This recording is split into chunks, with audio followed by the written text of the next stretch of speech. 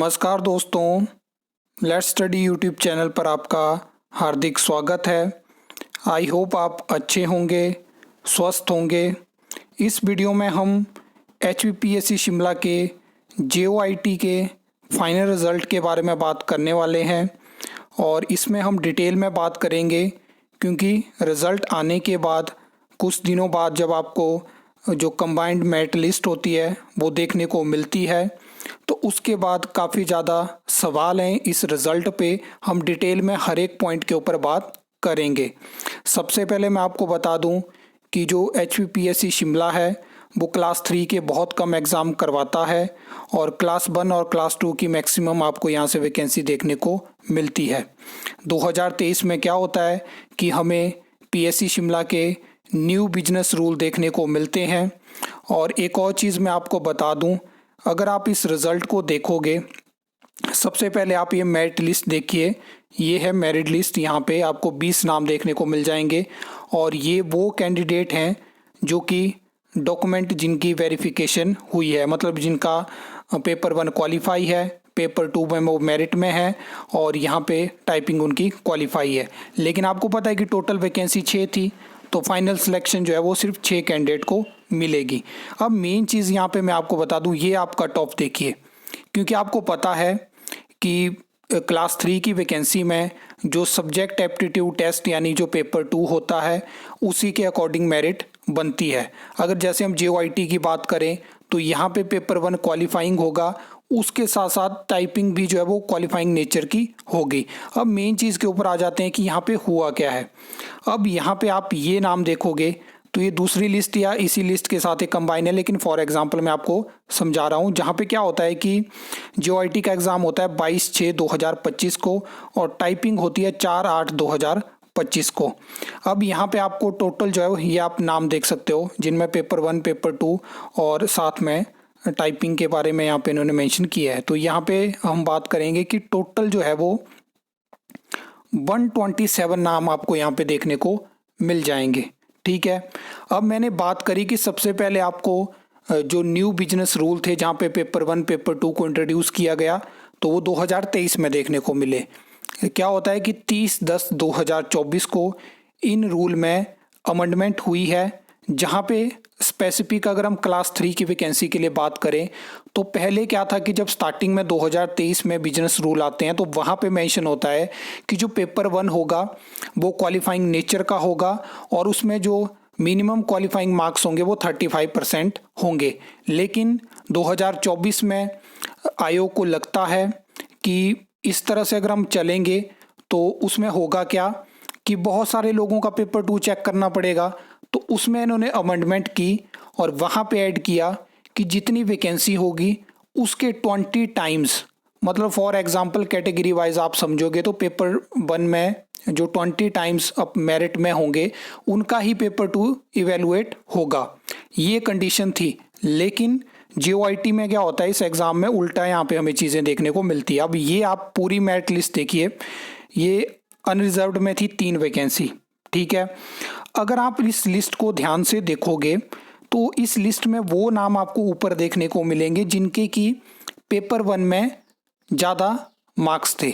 और एक और चीज़ मैं आपको बता दूं, अगर आप JOIT की एडवर्टाइजमेंट देखोगे तो वहाँ पे कुछ भी चीज़ मेंशन नहीं है पेपर 1 के रिगार्डिंग कि 20 टाइम्स है या क्वालिफाइंग नेचर है या 35% है, वो आपको वहाँ पे देखने को नहीं मिलेगा।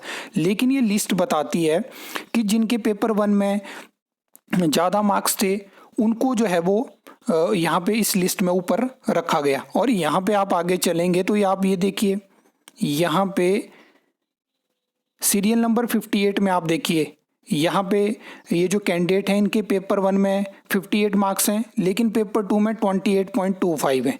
तो ये इस लिस्ट में कैसे आगे ऊपर? तो यहीं से आपको पता चलता है कि पेपर 1 को जो है वो टाइपिंग के लिए आधार बनाया गया, मतलब कि जिनके पेपर 1 में ज़्यादा मार्क्स थे उनको टाइपिंग के लिए बुला लिया गया। लेकिन होना क्या चाहिए था? होना ऐसा चाहिए था कि पेपर 2, और ये चीज़ मैं इसलिए बोल रहा हूँ क्योंकि ये एडवर्टाइजमेंट में JOIT की में मेंशन है कि पेपर 2 के अकॉर्डिंग जो मतलब मेरिट लिस्ट में होंगे उनको टाइपिंग के लिए बुलाया जाएगा।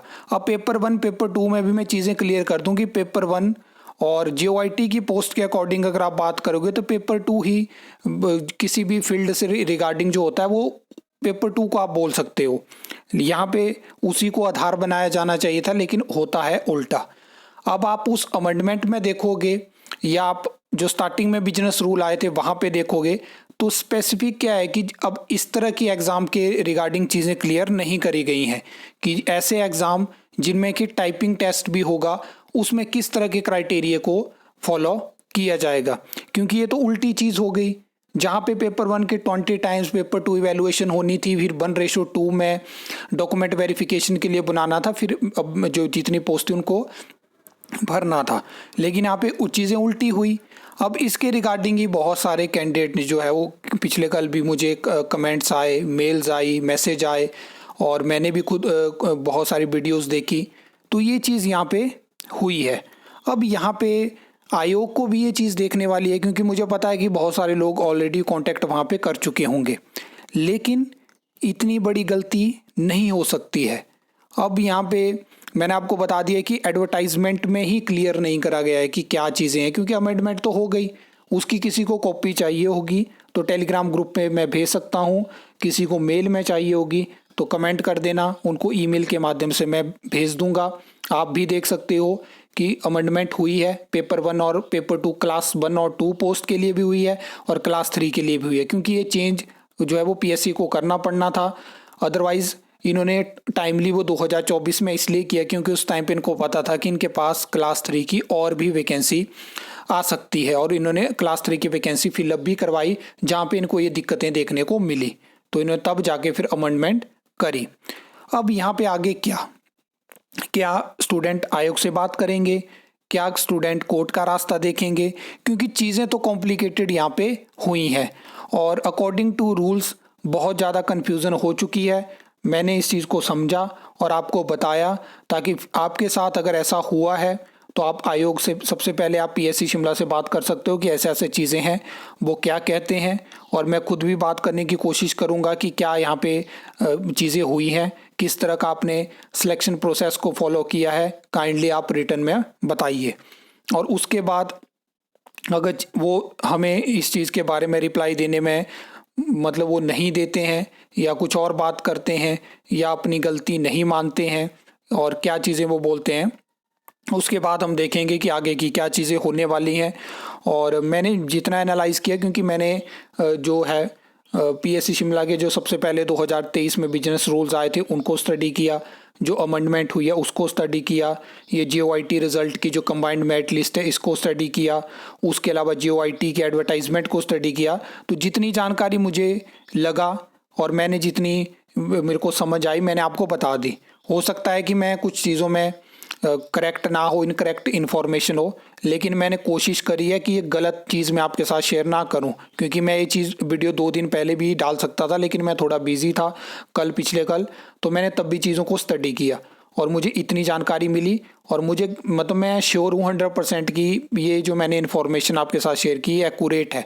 लेकिन कई बार क्या हो जाता है कि बीच में कोई नोटिफिकेशन हुई होती है, उसके रिगार्डिंग जानकारी नहीं होती है, लेकिन मैंने चैनल पे जो अमेंडमेंट हुई थी क्लास 1, 2, 3 पोस्ट के लिए मैंने वीडियो भी डाल के रखी है।